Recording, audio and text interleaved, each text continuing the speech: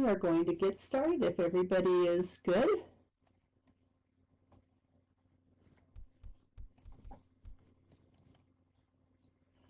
Welcome everyone to the VWBPE 2024 Mystic Origins Above the Book, Catching Up with the Thinkers.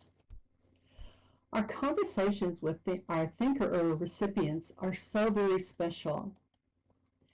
This is our final 2024 presentation after a fantastic time with many dynamic and exciting presenters and keynotes who shared their experiences and expertise.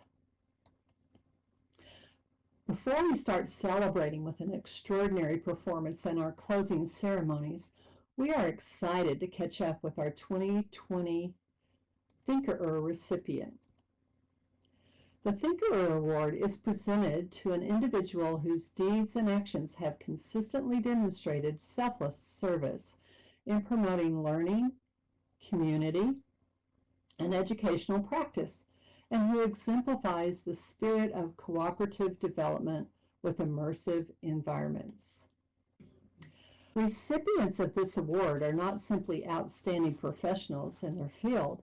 Award recipients must characterize transformational leadership qualities to envision and guide change, enhance the motivation, morale, and performance of both peers and pupils, promote best practices and continuous improvement, as well as inspiring others through their words and actions. This would have been the year we talked to Barbara Truman, our 2019 Thinkerer Award winner, but unfortunately we lost Barbara a few years ago. You may have noticed our memorial to her and her incredible work at the VWBPE Lest We Forget area. She is deeply missed. But we are fortunate today to have our 2020 Thinkerer Award recipient with us today. Renne Emiko Brock is known across the metaverse as Zinnia Zauber. She is an artist and instructor of multimedia communications at Peninsula College on the Olympic Peninsula in Washington, where she has been teaching since 1997. You can find her program here. Renne earned her Bachelor of Science in Art at Lewis and Clark College and her Master of Fine Arts in Visual Art at Vermont College of the Fine Arts at Norwich University. Since then, she has actively taught college-level fine art and digital media and started teaching virtual world use at Peninsula College in 2008, where she teaches courses both online and on campus.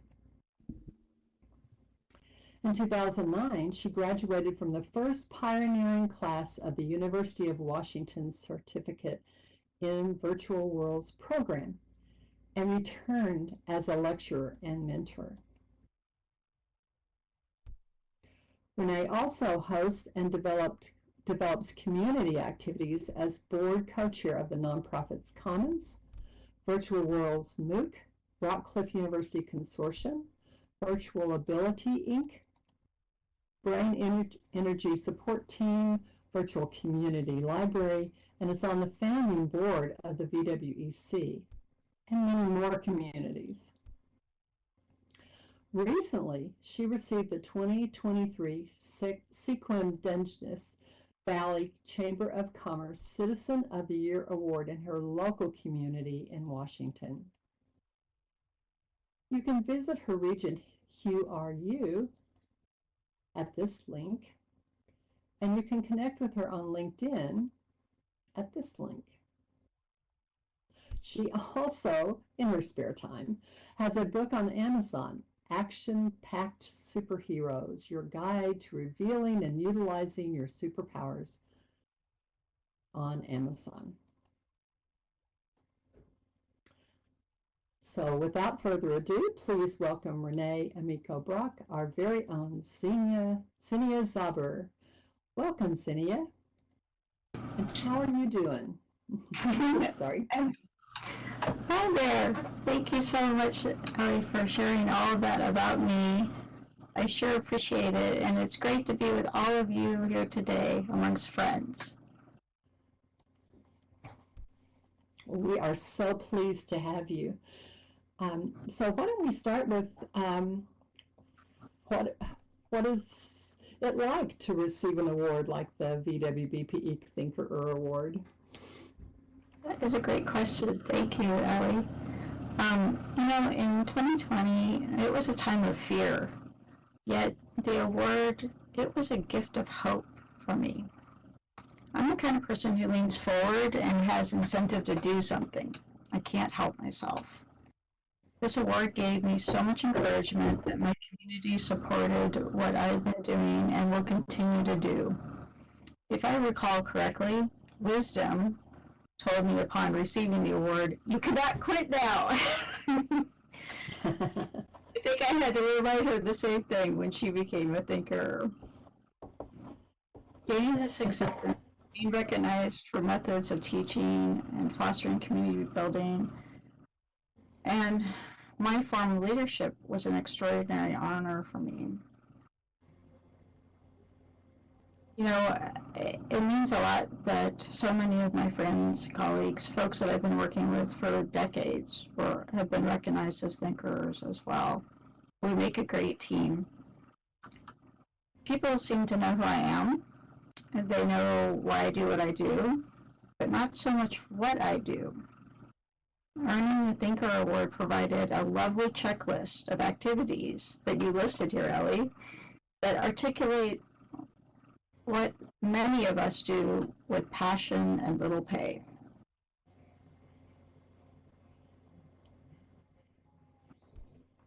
I love that.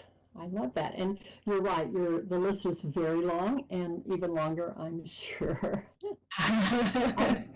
You bring out an interesting point because I believe you were awarded this just as we were all huddling down for COVID.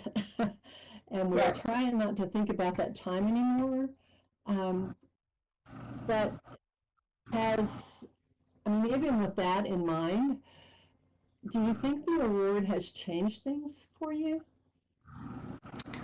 One of the things that I think we could attach to COVID is it gave us, in virtual learning environments, an opportunity, right? And one of the things that I would say changed was that the award came along the same time that I had been attending a conference with my colleagues, and this was a physical conference. And to have so many of my colleagues, learn about these new technologies, and this is like at the same time we're at the epicenter of where COVID has first been noticed. And, we're going to different parts of the conference and different lectures, and meanwhile we're on breaks, having coffee, talking with the president of our college about what are we going to do next. And he and I huddling around saying, okay, can we get everything online in like 2 weeks? And I'm like, yes, we can do this. And Goodness, yes. Many educators had, I was just going to support that. Most of the educators I heard of had 2 weeks to move everything online, which was just impossible. Absolutely. And there was just a handful of us who, had been teaching online entirely, earlier. So for all of us to be the supporters of each other. And so then getting the award, validated my investment in myself and in my community and in my students. And, it helped, I want to say, like, it really helped assure all of those around us who are not familiar with these technologies that there were people there who were there to help out. It just really made it a firm thing that would encourage others, right? And it was one of those things where we could preach to them all the time that, like, come on, we built it, come play with us. We're going to build it. But sadly, we had to have something significant happen for them to take that leap. And even if that leap was just them learning how to use Canvas or learn how to use Zoom, that was a huge thing for them. And we're the next big leap for them to take, right? Absolutely. Absolutely. Well, and in that, I want to come back to that just a little bit, but I also wanted to recognize your community award and maybe just awards in general. So you may have been on some teams that have selected people for awards. Our team is takes it very, very seriously, and we are so proud of the Thinkerers that we've had in the past. And you guys represent us so well. We have had some folks in another group that I'm in that were concerned about awards. What is your experience with them? Do you believe that they are a positive thing? Are they motivational? What is your take on awards? You know, I usually have to try to tell people I'm not a competitive person, right? Even though I was a sprinter and and I like to go fast and cross the finish line, and I think about how so many of us here in Second Life are lovers of learning, and that we have this endless appetite for challenges, and that we really do these things out of the passion and compassion that we're interested in something, and we are going to do it regardless if there is any reward. I find that in earning awards, I've been very fortunate that I've earned awards for, being, someone who, like, one of them is called, like, significantly contributing to the arts award. And when I earned that, it was a difficult thing in the fact that I knew other people felt it was an award of prestige, whereas I felt it was an award for me to have a voice and more opportunities to be the one who's going to contribute and to encourage other peoples to contribute. Earning this recent award with SCWIM as Citizen of the World of the Year, it kind of helped me be seen for the work I've been doing, but it also sheds the light on all of the collaboration that has been happening within my community. I just get to be the ringleader. Yes, Carol, good job. So it's SEQUIM. We're squimmers. And so I see words, far more as a microphone than a piece. Well, it definitely looks good on a shelf, but it definitely, to me, is far more a microphone or a bullhorn to continue to advocate for the things that you're being recognized for. I love that. I did hear you say that you kind of dusted off your shelf, and I don't know that everyone knows this, but we do actually have a physical award that is delivered to you. So you do have the award on your shelf, and you're having to dust off your shelf for more awards, I would imagine. We often think about, and I appreciate the point you're making about that it just recognizes you and it gives you a chance to speak and be heard. We feel bad because we can't award everybody that's deserving, for sure.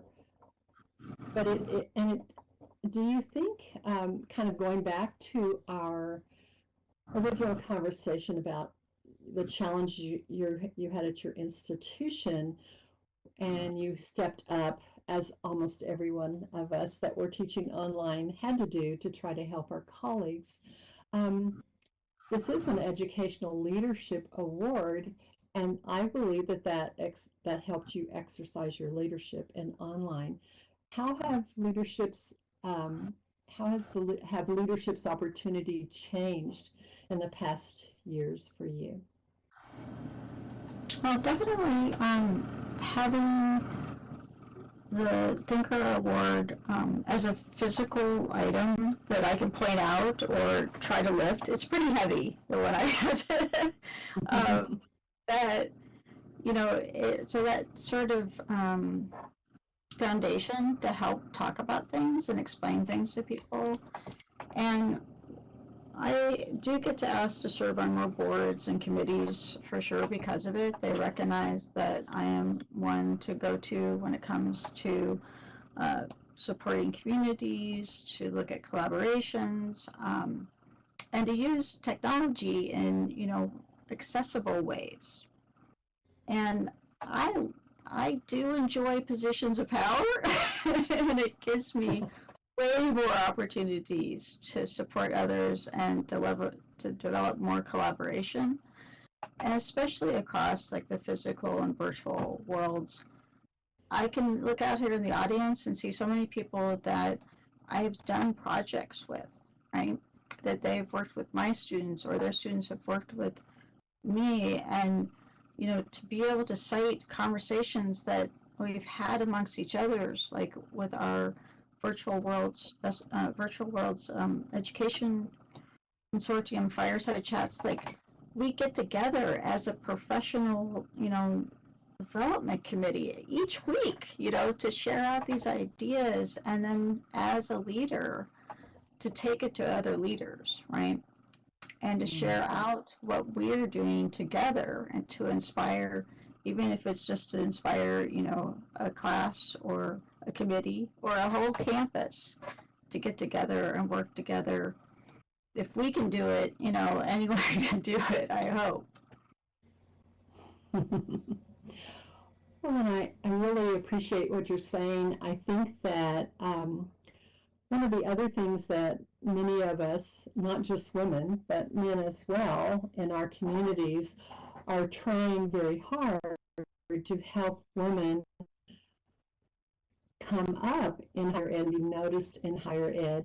And if I wonder, so if the board is in office, do people notice that? Do they realize that, hey, you're an official leader, you're a thinkerer? And if that is the case, or even if it isn't, as you're talking about your chat, you're also inspiring younger or less experienced instructors into leadership. I'm assuming. Do you feel that is true? Oh, absolutely. I mean, I'm so grateful to have, something that can be there and be seen, and that's that sort of beacon to let people know that I'm the lighthouse. You don't want to run into me, but I can help guide you. And along with some awards and certificates and things like that, like I even have a lightsaber that one of my former students custom built for me, and I see that these things as means to help guide the next group of people. And you asked about like women in college environments and everything. I'm currently the chair of our business and information technology division, and within our division we have business and computer classes and entrepreneurship and hospitality and tourism and multimedia and all of these different things. And for years we only had one man who was handling this stuff. And that shows what a leader our dean was, and still is. She's fantastic in the fact that, when people who use technology and what is possible, then you can develop more opportunities for them as well. And so I see herself as a leader, to me, who nurtured me and gave me, all the opportunities for me to come up with these crazy ideas, like let me develop a whole new digital storytelling program. And we're going to be developing these great things in a virtual world. And she's like, okay, yeah, go for it, you know. And then when I see younger folks come in and they see, you know, well, they can see me. I mean, if you guys have never seen real pictures, it'd be like Zinnia looks like me. So these bright colors, I'm easy to spot. They're definitely from space. And so when someone new comes on campus, they know that they can find me and know that I will give them support and ideas and encouragement. And it's been really fun because the last few years, especially since we've come back on campus, to be able to fill a room with people in my classroom and show them what we do in Second Life, and for them to see how those connections in the virtual spaces are influenced by what the physical spaces are, but at the same time, those virtual spaces have influenced what has happened on our actual campus. And what our students, which would be the next generation, our students want to see. Pretty cool stuff. That's very exciting, Zinnia. Can you talk more about that? I know several of your students in World. Do you think that it's, well, can you elaborate? How does it change their thinking? How does it change their experience? How does it make it better? Yeah, you know, I have so many fun stories. I was just joking with Letty that I should write it down and call it research. So the you know, the things that, you know, really strike me with what happens with our students when they come into a virtual space could be something as simple as they could have been the shy one in class, right? That they didn't say anything. They may sit in the back of the room.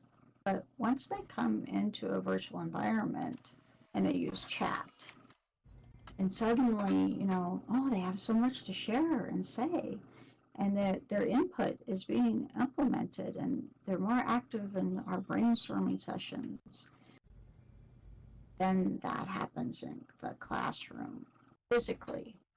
Those students start moving up closer and closer to the front of the room. They're chiming in. And they're stepping out. They are out there doing things. They see something that we have developed a solution in our virtual environment to help support students. They just go, oh my God, we have to do this on campus. Who do I go talk to? You know, and to see that whole thing happen from them, almost it's like they're these, you know, sweet little seeds in the ground, and they bloom, and then they grow, and then they knock down things to make things happen for other students. I mean, it all happens because of what we can do in these spaces, right? I recently did a little lecture for one of our classes. So we have a like substance abuse counseling program and classes that the students are getting certified in. And I was doing one of my talks, and much of the content, you know, you all have potentially seen in some of my presentations and lectures. And these are also lessons that I have available in Second Life that you can visit. And I'm sharing this out to this class, and one of the students, you know, interrupts and says, oh, you know, I took one of your social media marketing classes, and you brought us into Second Life, and we were, you know, setting up our avatars, and I decided I was going to look a certain way, and I had pink hair. And so then I decided I had to have pink hair in real life. And so then she said, like, she had pink hair and she felt really good about herself. And then, like, COVID hit, right?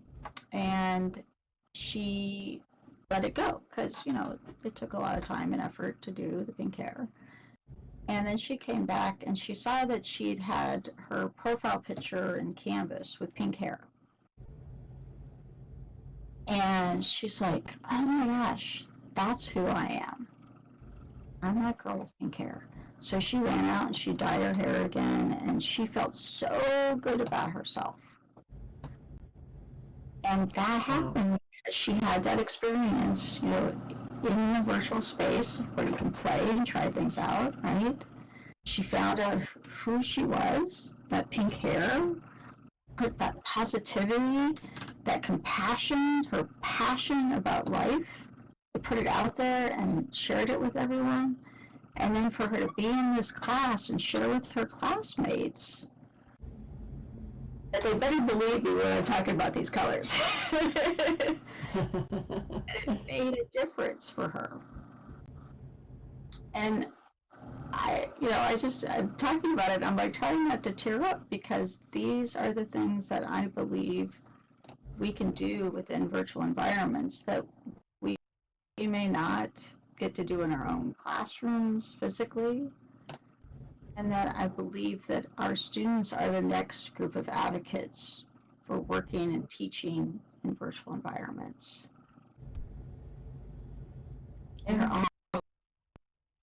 What a great story. The beauty of virtual worlds is you can have pink hair, but if you hate it, you can change it, right? And your mom doesn't yell at you. Absolutely, yes. Although I will tell you, I will share with all of you, like, over time, I see how more and more students are changing their hair color after they're in world, and their moms apparently are okay with it. So, my mom doesn't like the way I am. I said, you're my inspiration for the one hair. God. Aw.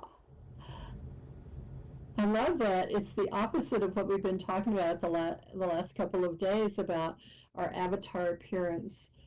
At first, at least, we want it to look like ourselves, but I love the fact that you're talking about that it can allow us to think about who we really are and experiment with that. And I actually have that same belief with my own students. Thank you for sharing that. That's fabulous. Well, since we're talking about teaching, and this is of course, both you and I have a great passion about this. Part of our award is about promoting best practices and continuous improvement. And so what I know that you talk all the time, and especially at your college where the students are not allowed to be required to come into a virtual world. And of course, we all know it's just a technology that we're trying to share with them, but it's a powerful technology, and we're all looking for powerful technologies to make learning even better. About how that, I'm sorry, my computer keeps going black, and I realize I'm not sitting next to you in on the stage here. I'm really in my own office, and I need my computer to keep going, so I apologize if I catch my breath every now and then. Oh, please. I'm holding your hand. Thank you. So can you talk about some of the best practices and even more, maybe importantly, the continuous improvement that you've experienced and that you've been able to share with others? Yeah, happy to. So I have to say that so much of what we do is that we're continually learning, right? Like, we're crazy about it, and when we are sharing work with our students, we're demonstrating that best practice to keep learning, right? That we're enthusiastic about it, that we're like, oh my God, check out this new thing, right? And then we're like, oh yeah, I want to check out that new thing, and that just don't stop. I mean, we've chosen to come into an environment where we have to keep learning, right? We teach technology, and the weird thing, like for me, is I teach multimedia communication. So when we talk about what technology is, so technology is art and science together, right? And so if art inspires, if art gives us voice, if art is a way for us to express ourselves, art creation is a self-portrait all the time. And if we combine that with technology is just a tool, right? And when you think about that, The most adaptive technology that the world uses is our glasses. And if our glasses help us see the world in a better way, we have to believe that technology is there to make things clearer, to improve our perspective. And when diving in and trying these different technologies, sure, you can put all those warning signs all over the place, but I kind of like the idea that we're giving people these tools so that they can have a chance to have a voice, to give us compassion and care, and to bring beauty that inspires. So I always tell my students that, as media makers, we have to go with the idea that we need to do no harm, that we are meant to uplift and inspire. So I'm just going to ask the audience this real quick. What's your favorite movie? What's your favorite movie? And I want you to think about, why is that your favorite movie? What's your favorite movie? My favorite movie is Blade Runner. My favorite movie is Blade Runner. Ooh, these are good choices. Okay. Return to Me, Harold and Maude, Fifth Element, yes. Lost Boys, yes. Fantastic. Katie, I'm going to have to look that one up. Midnight, Groundhog Day, excellent. Okay, so, I was about to say, excellent. Maltese Falcon, yes. The best quote, right? From Maltese Falcon. The thing that dreams are made of. Yes, Harold Maude again. Oh, okay. Dirty Dancing, excellent. Princess Bride, I'm in that movie. Okay, so think about how these media makers, these artists, created something for you.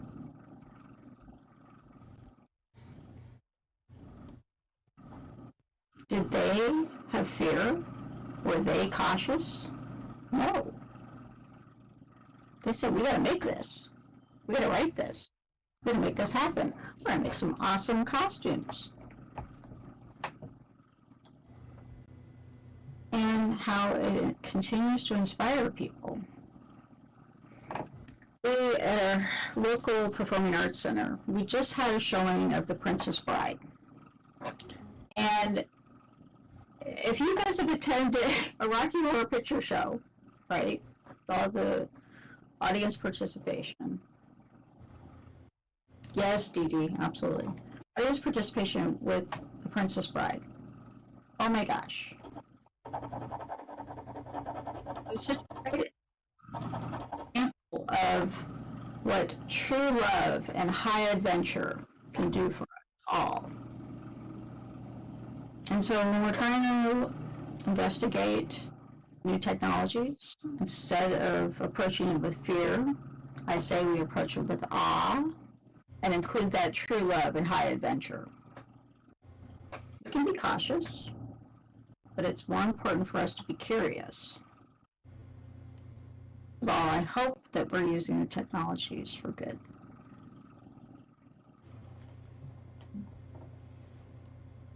That's so lovely, Zinnia. And so many favorite movies just went by, didn't they? But they do make a mark on us. That's a great point. True love and high adventure. I love it. What are your thoughts on immersive environments? What are my thoughts on an immersive environment? Did I hear that right? Yes, Okay. immersive environments. Excellent. Well, my thoughts are pretty spectacular. So, I'm positive of that. You know that I'm a site-specific immersive artist as well in the physical world. I mean, if you get a chance to put in a mirrored ball, I highly suggest you do that. Disco does have discovery in it, right? Okay, so think about how, for me, when it comes to immersive environments, I think that we don't always know if we're awake, if we're dreaming, if we're leaning a little too close to our computer screen. That immersive environment is just a natural place for us to be. That a spatial experience hits so many more places in our brain that we can do the extraordinary in these spaces. We can even do things that we don't want to do in the physical world. Training about, some things I don't want to do. I want to do it. And knowing what I don't want to do just pushes me further to do what I really want to do. I think that a lot of people have wanted to push VR headsets over what I would say an immersive environment would likely experience. It's sort of interesting that that's something that is easy for people to see as an object, right? They see as an object that will save the world without realizing it's communities like ours that are going to save the world. An immersive environment has to include communities, personal interactions, and expression. I think it'll get there, but in the meantime, we're pretty awesome at it. We are. There are people who come in here and stand and teach and have students sit in rows, and I know that that's their comfort level at the beginning. Do you have a particular favorite way to immerse your students? Yes, taking them shopping. So it sounds silly, right? But with purpose. It's surprising, but I think it's fabulous. Keep talking. Yeah, so a lot of my work is outside of the world and in the world is about identity and empowering people to be their best selves. And often that does relate to, how they want to appear, how they dress, and to live the brand, right? To communicate who they are. And I bring students in after they go through a fair amount of developing their brand and to consider who they want to be and what they want to represent and how they're motivated and, how they want to engage with the world. And so when we come in the world and we develop our avatars, that requires a bit of shopping, right? And so, some people will say like, oh, that's, you're just getting into commerce and, and it's like, yeah, well, that's how we demonstrate that we support others and their talents, right? To go shopping, spend money, and to be supportive of their efforts. But at the same time, you gain a lot of skills going shopping, right? You get to walk around, you get to click and touch things, you might have to open them. Oh my God, let's not even talk about attachments.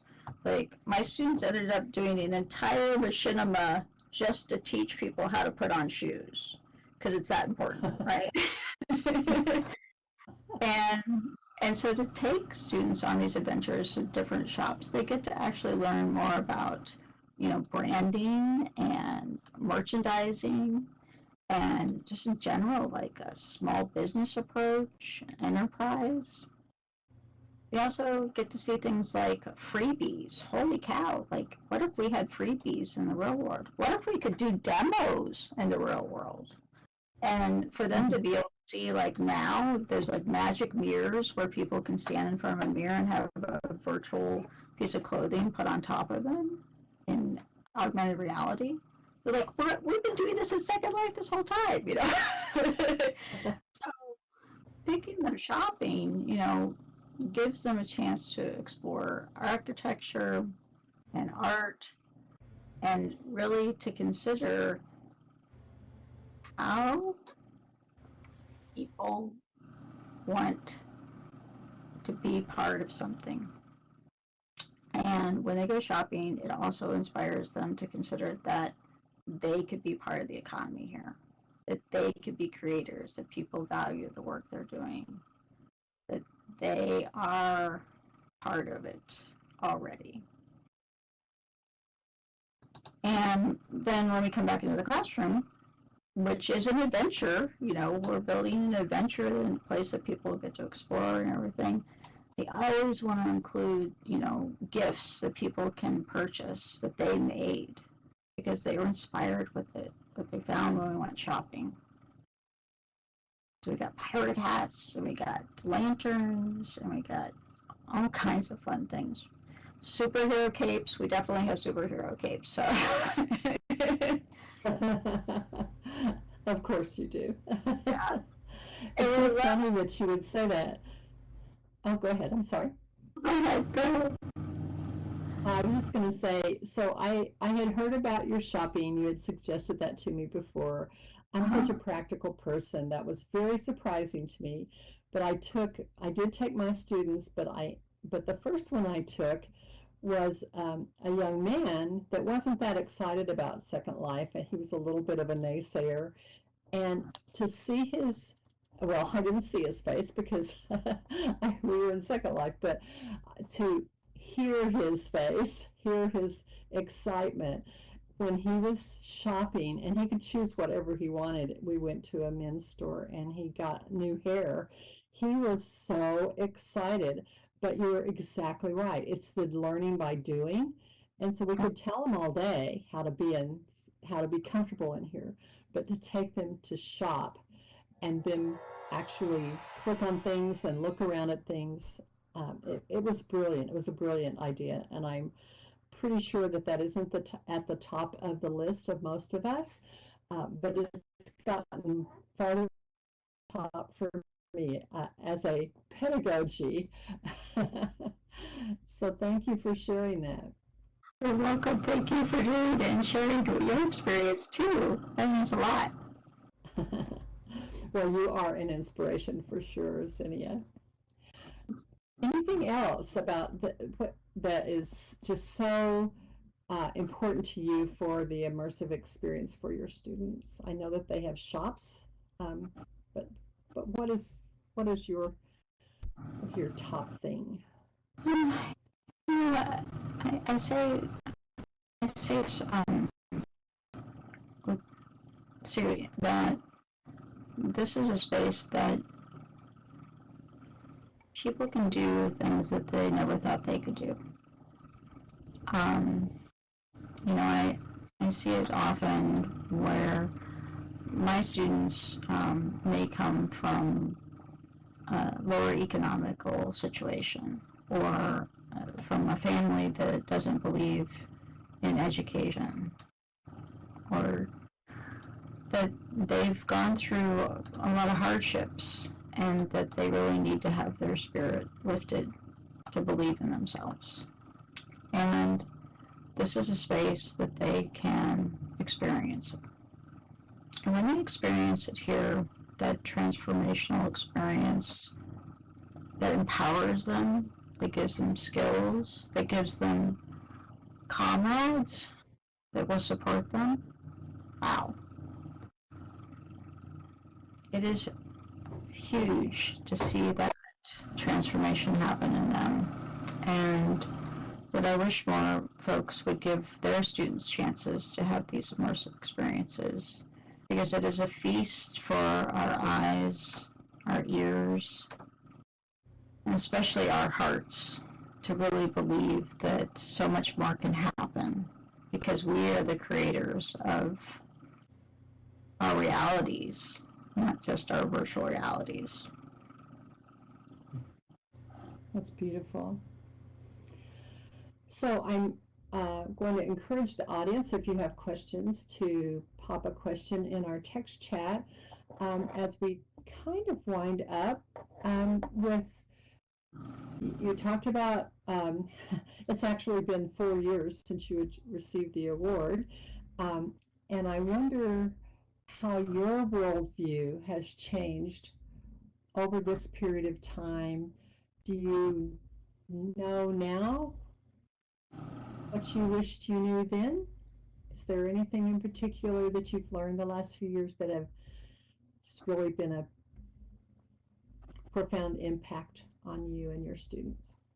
Gosh, one of the biggest things, besides having so much more gratitude, I feel like I live in that space. My first words were thank you, so I know I'm always there.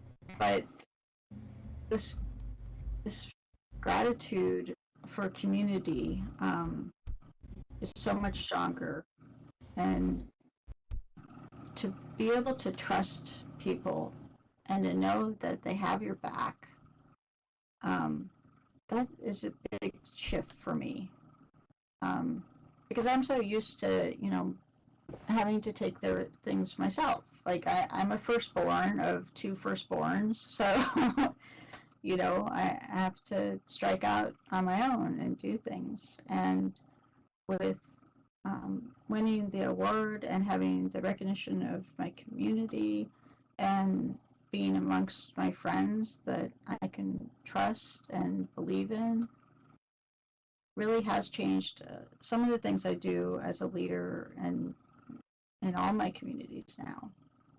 That I just am a lot more assured. That every time I look at the award, it's got a cobalt blue globe on it. And when I see that,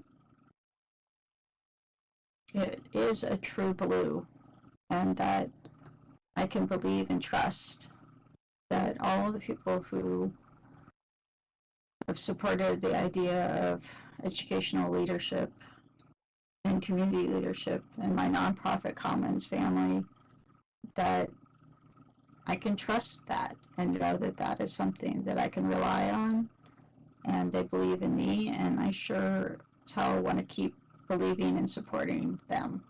So Wisdom, don't worry, I'm still doing it.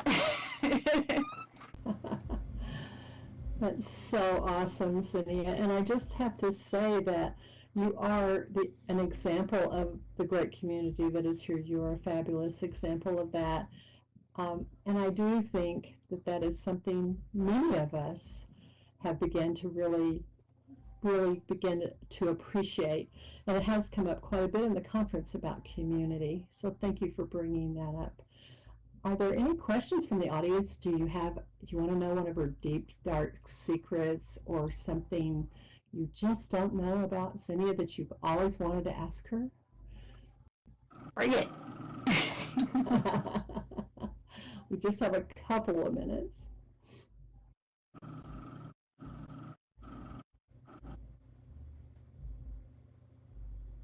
Well, it is totally okay because you have kept us mesmerized. We'll keep watching. Oh, thank you. She absolutely is.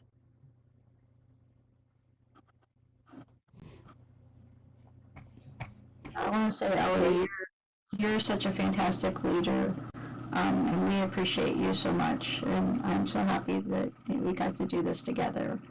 You are, an example that we should all be emulating as well. And there she is. This is who she is. Thank you, Zinnia, for that. We're supposed to be talking about you, and I so appreciate it. Oh, there's a question. How can we take your class? Oh, okay.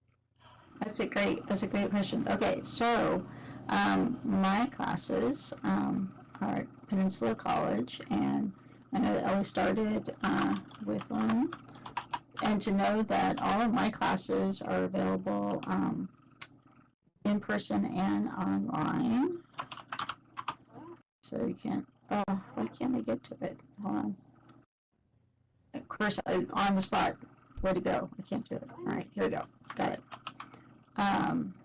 And there we go. So you can sign up for classes anytime.